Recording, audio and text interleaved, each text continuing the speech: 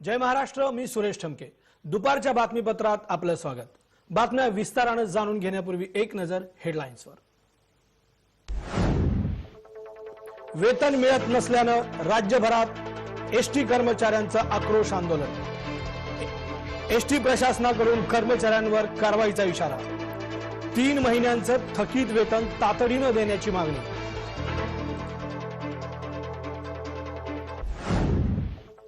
आठवड्याच्या पहिल्याच दिवशी शेअर बाजारात मोठी उसळी। सेन्सेक्स मध्ये 500हून अधिक अंकांची वाढ।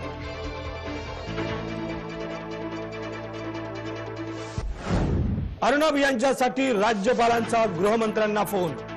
राज्यपालांनी गृहमंत्री अनिल देशमुख यांना अर्णब बाबत केल्या सूचना। अर्णब गोस्वामी यांच्या सुरक्षा आणि आरोग्याबाबत व्यक्त केली चिंता।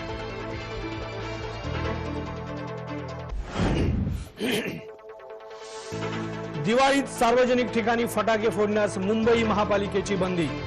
मुंबई महापालिकेकडून नवी नियमावली जाहीर। लक्ष्मीपूजनाच्या दिवशी सौम्य फटाक्यांना अनुमती।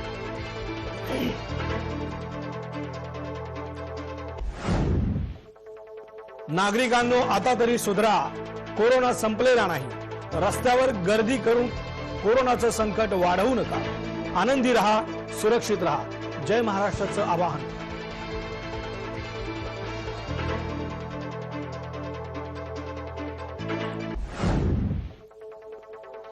पालघरमध्ये भूकंपाचं सत्र सुरूच।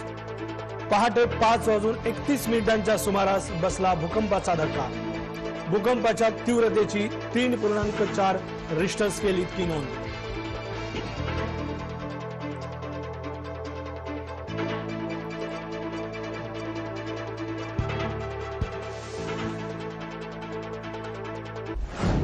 आता एक मोठी बातमी। दिवाळीमध्ये मुंबईमध्ये महापालिकेने फटाक्यांवर बंदी घातलेली आहे। दिवाळीत सार्वजनिक ठिकाणी फटाके फोडण्यास मुंबई महापालिकेने बंदी घातलेली आहे। मुंबई महापालिकेकडून आज नवी नियमावली जाहीर झाली आहे। या नियमावलीनुसार मुंबईत फटाक्यांवर बंदी असणार आहे। सार्वजनिक ठिकाणी लक्ष्मीपूजनाच्या दिवशी सौम्य फटाक्यांना अनुमती देण्यात आलेली आहे।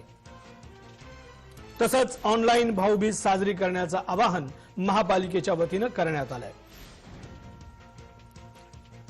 कोरोनाच्या पार्श्वभूमीवर प्रदूषण टाळण्यासाठी आणि होणारी गर्दी टाळण्यासाठी मुंबई महापालिकेने उचललेलं हे अत्यंत महत्त्वाचं पाऊल आहे। मुंबईमध्ये सार्वजनिक ठिकाणी दिवाळीत फटाके वाजवण्यावर बंदी घालण्यात आलेली आहे। महापालिका प्रशासनाकडून ही बंदी घालण्यात आलेली आहे। केवळ लक्ष्मीपूजनाच्या दिवशी सौम्य फटाक्यांना अनुमती देण्यात आलेली आहे। तसंच रस्त्यांवर होणारी आणि रेल्वेमधील गर्दी टाळण्यासाठी लक्ष्मीपूजनानंतर येणाऱ्या भाऊबीजेच्या दिवशी सुद्धा ऑनलाईन भाऊबीज साजरी करण्याचं आवाहनही महापालिकेतर्फे करण्यात आलंय। महापालिकेनं अगदी 2 दिवसांवर दिवाळी आली असतानाच हे नवीन आदेश पारित केलेले आहेत, दिलेले आहेत। यानुसार आता दिवाळीमध्ये मुंबईत सार्वजनिक ठिकाणी फटाक्यांना बंदी घालण्यात आलेली आहे। केवळ लक्ष्मीपूजनाच्या दिवशीच फटाक्यांना, सौम्य फटाक्यांना परवानगी देण्यात आलेली आहे। प्रदूषण आणि गर्दी टाळण्यासाठी मुंबई महापालिकेने हे महत्त्वाचं पाऊल उचललेलं आहे। महापालिकेच्या या घेतलेल्या निर्णयासंदर्भात आपल्यासोबत जोडले गेलेले आहेत आमचे प्रतिनिधी संजय पिळणकर। संजय, महापालिकेने घेतलेला हा निर्णय काय आहे, नेमका काय याच्या संदर्भात लोकांच्या प्रतिक्रिया असतील?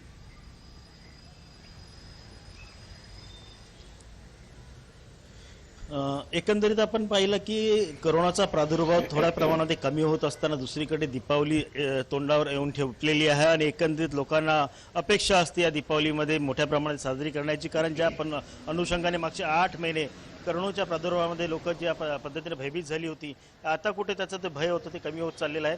परंतु काल जी मुंबई महानगरपालिकेने नियमावली जाहीर करण्यात आलेली आहे त्यातल्या काही गोष्टी आहेत त्या लोकांच्या पचनी पडलेल्या नाही आहेत आपण सांगू शकतो। कारण विशेष करून भाऊबीज हा बहीण भावांच्या नात्यांचा एक मोठा सण असतो. भाऊबीज ऑनलाईन पद्धतीने साजरी करा असं जे त्याच्यामध्ये शक्य झाल्यास असं जे आव्हान करण्यात आलेलं आहे ते लोकांना पचलेलं नाही आहे. कारण एकंदरीत आपण पहिला अनलॉकची प्रक्रिया सुरू झालेली आहे, टप्प्याटप्प्याने टाळेबंदी उठवण्यात आलेली आहे. परंतु दिवाळीसारखा साजरा सण करत असताना एकंदरीत आपण पाहिलं 14 तारखेला लक्ष्मीपूजन आहे. लक्ष्मीपूजनाच्या दिवशी सौम्य फटाके म्हणजे आपण सांगतो फुलझडी किंवा आपण ज्याला अनार पाऊस म्हणतो ते फक्त ते 2 प्रकारचे फटाके आहेत. तेच तुम्ही ते सुद्धा महापालिका क्षेत्रामध्ये नाही तर तुमच्या घराच्या अंगणामध्ये किंवा सोसायटीचे अंगण असेल त्याच्यामध्ये तुम्ही फोडू शकता.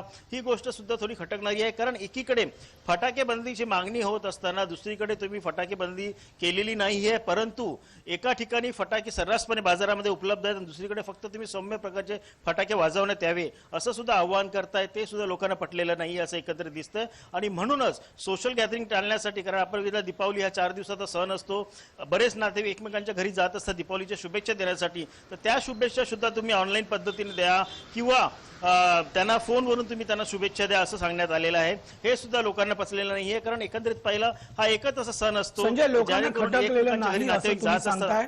मात्र लोकांनी सुद्धा या ठिकाणी कोरोनाच्या दृष्टीनं सोशल डिस्टन्सिंग पाळणं गरजेचं आहे. कारण प्रदूषण जर वाढलं तर कोरोनाची पुन्हा दुसरी लाट येण्याची शक्यता व्यक्त केली जाते. एकूणच नागरिकांच्या सुरक्षेसाठी घेतलेला हा जर निर्णय असेल तर नागरिकांचा याला विरोध का होतोय?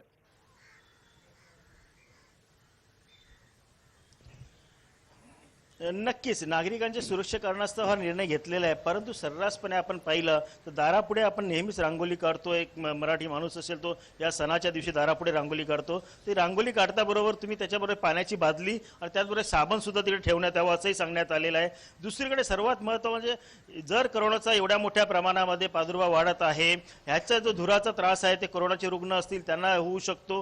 ही जर हे सर्व सरकारच्या लक्षामध्ये आहे ते सर्रासपणे फटाके बंदी का करत नाहीत हा मोठा प्रश्न उपस्थित होतो. एकीकडे तुम्ही फटाके बंदीस अनुमती दिलेली आहे, दुसरीकडे सौम्य प्रमाणामध्ये फटाके वाजवा. कारण ह्याच्यामध्ये एक असा वर्ग जो आहे जो ह्या कोरोनाच्या प्रादुर्भाव किंवा ह्याच्यापासून भयभीत आहे, सुरक्षेचे नियम आहेत ते सर्वच तंतोतंत पालन करतो. पण असा सुद्धा एक वर्ग आहे जो संपूर्ण गोष्टींना दुर्लक्षित करतो. हा वर्गाची भीती जी आहे ती फार मोठ्या प्रमाणामध्ये आहे. म्हणून लोकांकडून समीक्षण प्रतिक्रिया येताना आपल्याला दिसत आहेत. परंतु एकंदरीत सरकारने कठोर पावले जरी उचलली असली तरी लोक किंवा जनता त्याला कसा प्रतिसाद देते हे सुद्धा बघणं गरजेचं आहे. संजय, जनतेचा प्रतिसादाबद्दल जर आपण बोलतोय तर काल रविवार होता. रविवारच्या दिवशी दादर असेल, अंधेरी असेल, बोरिवली असेल या महत्त्वाच्या ठिकाणी मोठ्या प्रमाणात गर्दी पाहायला मिळाली.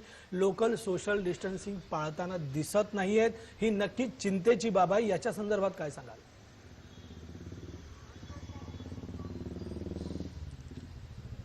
नक्कीच फारच मोठी चिंतेची बाब आहे. एकीकडे कोरोनाचा प्रादुर्भाव कमी होत असताना कालच आपण पाहिलं की राज्याच्या मुख्यमंत्र्यांनी काल दुपारी 1:30 वाजता जनतेला संबोधित केलं. त्यांचा इशारा याच पद्धतीकडे होता की जरी कोरोनाचा प्रादुर्भाव कमी होत असला तरी दुसऱ्या लाटेची शक्यता नाकारता येत नाही.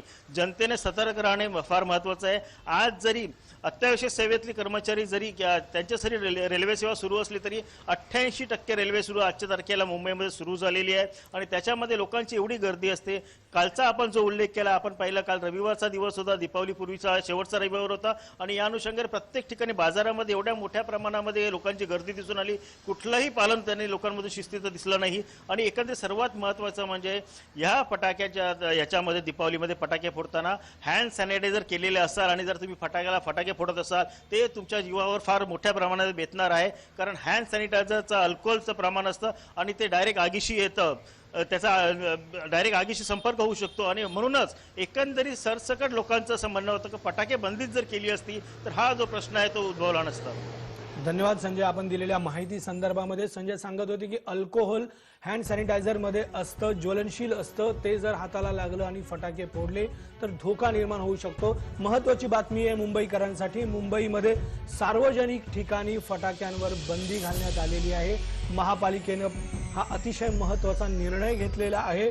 जर पाहिलं आपण तर केवळ लक्ष्मीपूजनाच्या दिवशीच फटाक्यांना, तेही सौम्य फटाक्यांना अनुमती दिलेली आहे.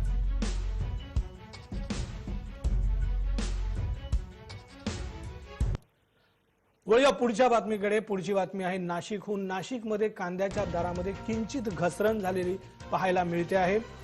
गेले 2 महिने कांद्याचे दर गगनाला भिडले होते, 100 रुपयांच्या पार गेले होते. पुन्हा हा कांद्याच्या दरामध्ये थोडीशी घसरण पाहायला मिळते आहे. आयात केलेला कांदा नाशिकच्या पिंपळगाव बाजार जी समिती आहे तिथे दाखल झालेला आहे। कांद्याला चव नसल्याने कांद्याची मागणी कमी होते। उन्हाळी कांदा आणि रब्बी कांदा असे कांद्याचे दोन प्रकार असतात। सध्या उन्हाळी कांदा बाजारात आहे। या कांद्याची चव कुठेतरी कमी झाल्याचं पाहायला मिळतंय। त्याच्यामुळे मागणी कमी आहे, त्यामुळे दरामध्ये घसरण झालेली पाहायला मिळते। आयात केलेला कांदा बाजारात दाखल झाल्यानं बाजारावर मोठ्या प्रमाणात जो परिणाम झालाय तो आपल्याला दिसतोय। दरामधली घसरण पाहायला मिळते आहे। गेले 2 महिने कांद्याने उच्चांकी दर गाठले होते। बाजारामध्ये असलेला कांदा ओला होता, तरीही नागरिक मोठ्या प्रमाणात खरेदी करत होते। मात्र आता कांद्याच्या दरामध्ये कुठेतरी किंचित घसरण झालेली आपल्याला पाहायला मिळते आहे।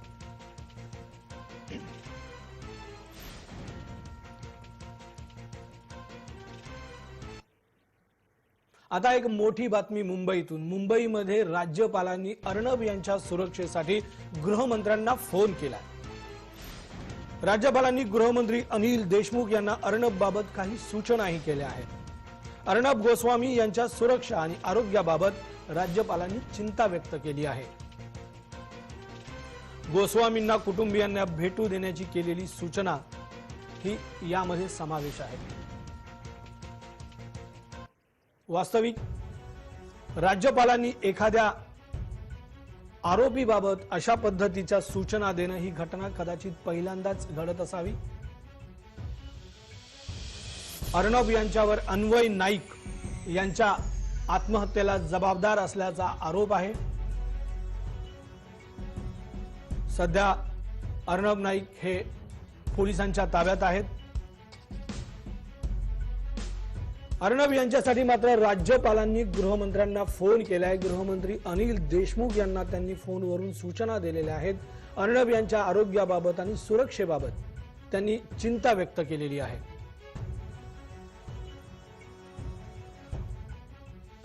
राज्यपाल वारंवार सरकारने घेतलेल्या निर्णयांमध्ये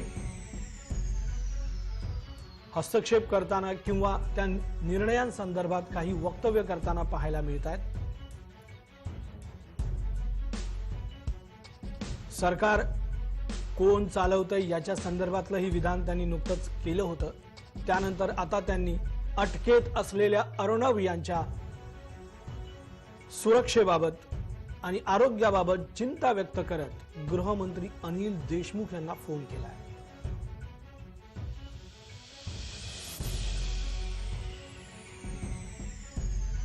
अनिल देशमुख यांना फोन केलेला आहे राज्यपालांनी आणि सांगितलेलं आहे की अर्णब यांच्या सुरक्षेबाबत आणि आरोग्याबाबत सरकारने काळजी घ्यावी।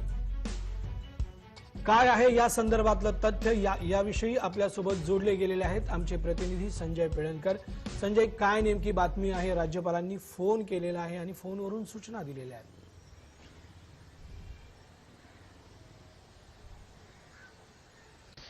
आपण पहिला अन्वय नाईक आत्महत्या प्रकरणी दोषी असलेले अर्णब गोस्वामी यांच्याविषयी काही लोकांना एवढी चिंता आहे का? आपण पाहिलं ह्या विषयावर सरकार आणि बीजेपी यांच्या दोन्हीकडून आरोप प्रत्यारोप सुरू झालेले आहेत आणि याचाच एक भाग म्हणून कालच अर्णब गोस्वामी यांना अलिबागवरून तलोजाच्या मध्यवर्ती कारागृहामध्ये हलवण्यात आलं। याचं नेमकं कारण होतं ते सुरक्षेचं कारण होतं, सुरक्षेच्या कारणासाठी। परंतु ज्या पोटतिडकीने आपण सांगू शकतो भाजप किंवा आता खुद्द राज्यपाल यांनी राज्याचे गृहमंत्री अनिल देशमुख यांना फोन करून अर्णब गोस्वामी यांच्याविषयी चिंता व्यक्त केलेली आहे।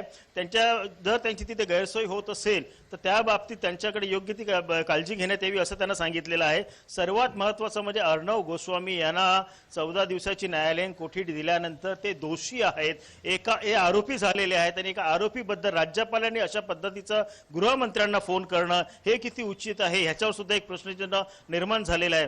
परंतु ज्या पद्धतीने अर्णब गोस्वामी एकीकडे त्यांच्या जामिनासाठी अंतरिम जामिनासाठी मागील 4 दिवसापासून सतत मुंबई उच्च न्यायालयामध्ये सुनावणी सुरू आहे। आजही दुपारी 3 वाजता सुनावणी होणार आहे। तिथून त्यांना कुठल्याही पद्धतीचा सुटका भेटेल अशी शक्यता वर्तवली जात नाही आहे आणि दुसरीकडे मात्र एका आरोपीविषयी राज्यपालांनी खुद्द अनिल देशमुख यांना गृहमंत्र्यांना फोन करणं याच्यावर सुद्धा आता बरेच तर्कवितर्क चालू झालेले आहेत। संजय, गेल्या काही दिवसांमध्ये सुशांत प्रकरण असेल, रिया प्रकरण असेल, एनसीबी असेल, सीबीआय असेल, कुठेतरी राजकारण घडतंय का?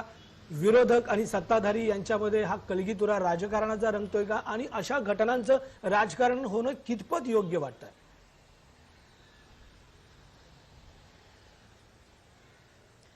नक्की सध्याची परिस्थिती पाहिली तर राज्यामध्ये शेतकऱ्यांविषयी जी चिंता आहे ती कोणालाच पडलेली नाही असं एक आपण चिंतित, कारण अतिवृष्टी झालेला आहे, परतीच्या पावसाने शेतकऱ्यांची दैना उडालेली आहे आणि एकंदरीत ह्या सर्व प्रश्नावर, अतिशय महत्त्वाच्या प्रश्नावर सरकार गंभीर नाही आहे आणि विरोधक सुद्धा हा मुद्दा लावून धरताना दिसत नाही.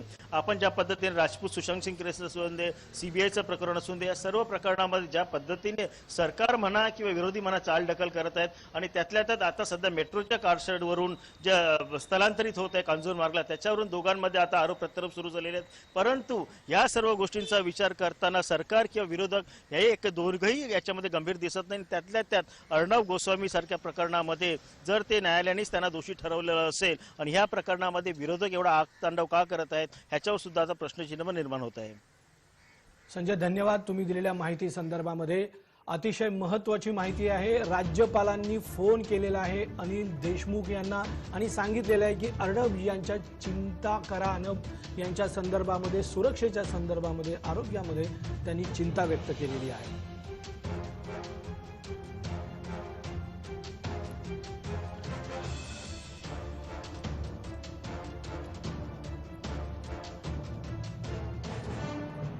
अर्णब यांच्या संदर्भामध्ये राज्यपालांनी चिंता व्यक्त करून गृहमंत्री अनिल देशमुख यांना फोन केलेला आहे. वास्तविक ही एखाद्या आरोपी संदर्भात फोन करण्याची, राज्यपालांनी फोन करण्याची कदाचित पहिलीच घटना असावी.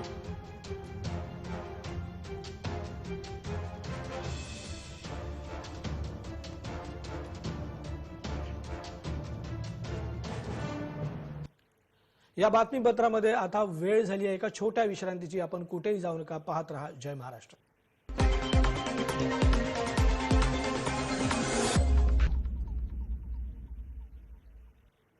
ब्रेक नंतर आपलं पुन्हा एकदा स्वागत. आता बातमी आहे बॉलिवूडमधून. बॉलिवूड निर्माता फिरोज नाडियाडवाला यांच्या मागावर पोलीस यंत्रणा आहे. अंमली पदार्थ प्रकरणी नाडियाडवालांचा तपास सुरू आहे. फिरोज नाडियाडवालांची पत्नी एनसीबीच्या ताब्यात आहे. बॉलिवूड निर्माता फिरोज नाडियाडवाला यांच्या मागावर पोलीस यंत्रणा आहेत. गेल्या काही दिवसांपासून बॉलिवूडमधील अंमली पदार्थाच्या संदर्भामध्ये खळबळ माजवणाऱ्या धक्कादायक घटना समोर येत आहेत. एक एक नाव समोर येत आहे. आता बॉलिवूड निर्माता फिरोज नाडियाडवाला यांचं नाव समोर आलंय. त्यांच्या मागावर पोलीस असून तपास यंत्रणा लागल्या असून अंमली पदार्थ प्रकरणी नाडियाडवालांचा तपास सुरू झालेला आहे. नाडियाडवालांची पत्नी एनसीबीच्या ताब्यात आहेत. त्यांची ही चौकशी सुरू आहे.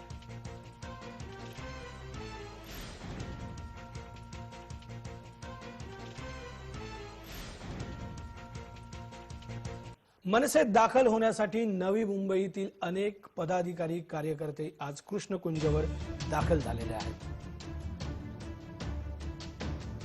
यांनी आज राज ठाकरे यांच्या उपस्थितीत मनसेमध्ये प्रवेश घेतला आहे. सिडको सदनिकांचं मुद्रांक शुल्क 1000 रुपये करण्यात मनसेनं यश मिळवलेलं आहे. सिडकोच्या सोडत धारकांसाठी ही महत्वाची बातमी आहे. सुमारे लाख रुपये असलेलं हे मुद्रांक शुल्क आता सिडको सदनिका धारकांना केवळ 1000 रुपये इतकंच भरावं लागणार आहे. त्यामुळे नवी मुंबईतील सिडको धारकांसाठी अतिशय महत्वाची बातमी.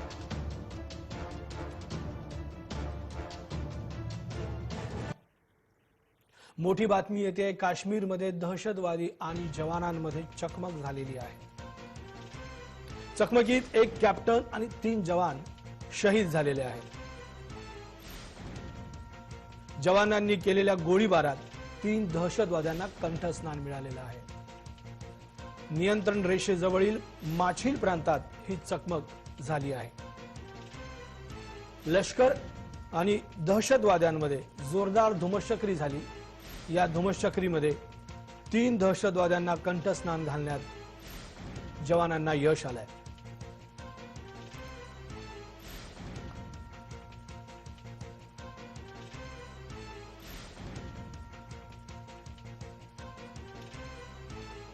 सातत्यानं प्रत्यक्ष नियंत्रण रेषेजवळ अशा पद्धतीच्या चकमकी घडत असतात।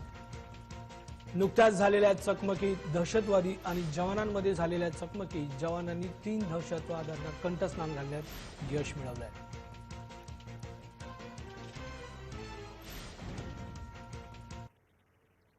नागपूरहून बातमी आहे। नागपूरमध्ये एसटी कर्मचाऱ्यांनी आंदोलन सुरू केलेलं आहे।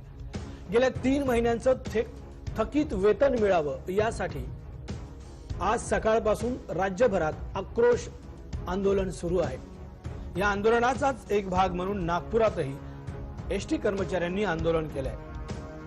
दिवाळीच्या तोंडावर उपासमारीची वेळ आल्यामुळे हे आंदोलन करीत असल्याचं कर्मचाऱ्यांचं म्हणणं आहे। दिवाळीत बोनस नाही, किमान थकीत वेतन तरी द्या अशी मागणी या कर्मचाऱ्यांनी लावून धरली आहे। गेल्या 3 दिवसांपासून सातत्यानं वेतनाच्या मागणीसाठी कर्मचाऱ्यांचं आंदोलन सुरू आहे।